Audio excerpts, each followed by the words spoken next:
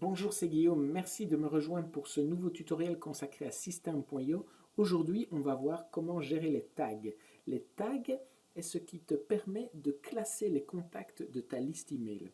Par exemple, admettons que tu aies plusieurs sources de trafic, comme une page Facebook, une chaîne YouTube ou un blog, et que tu souhaites classer tes contacts en fonction de l'endroit de la source de trafic par laquelle ils sont entrés sur ta liste email. Eh bien, tu vas créer une page de capture spécifique à chacune de tes sources de trafic et tu vas assigner un tag au contact lorsqu'il souscrit à cette page de capture. Par exemple, je vais prendre ici différentes pages de capture.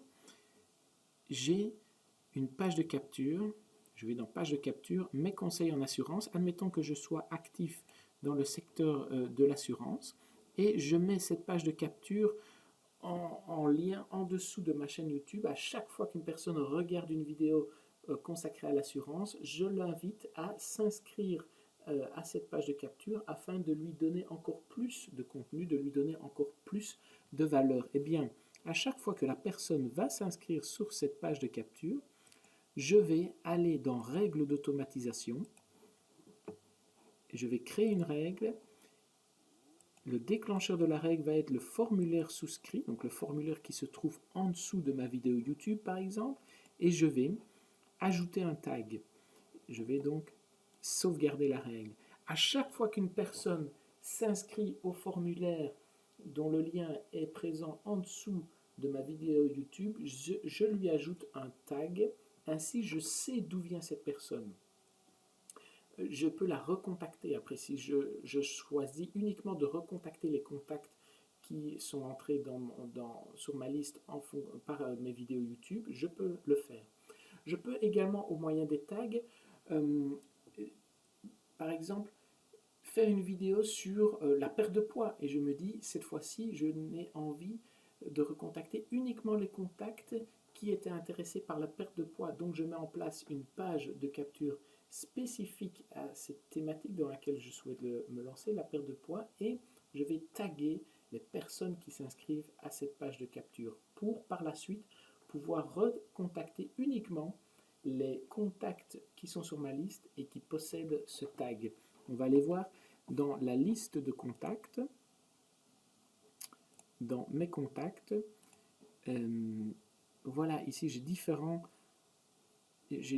tests et je peux voir les tags qui sont assignés à tel contact. Par exemple ici, Guillaume Beta Testing 3333, eh bien il a le tag ebook gratuit. Donc, cette personne-là s'est inscrite à ma page de capture où j'offrais l'ebook gratuit. Donc c'est important d'assigner des tags à vos contacts qui sont sur votre mailing list. On va voir la page pour gérer les tags.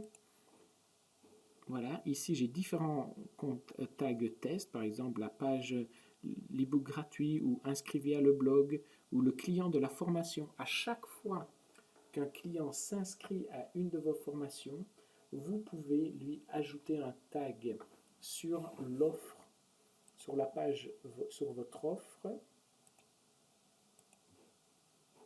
Oui, ici c'est mon formulaire test.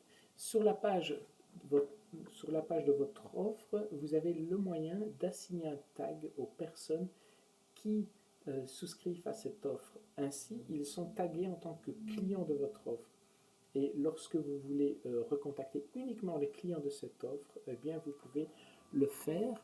Vous voyez que lorsque je vais envoyer une newsletter, j'ai ici, dans la partie droite, les différents tags. Par exemple, si je veux envoyer un email uniquement aux personnes qui ont reçu mon ebook gratuit, je clique, je sélectionne le tag pour envoyer uniquement mon email aux personnes qui ont reçu cet ebook gratuit.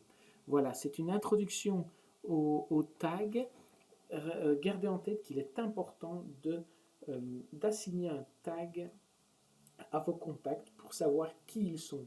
Sont-ils clients de votre formation? Ont-ils souscrit à une page spécifique pour recevoir un e-book, par exemple?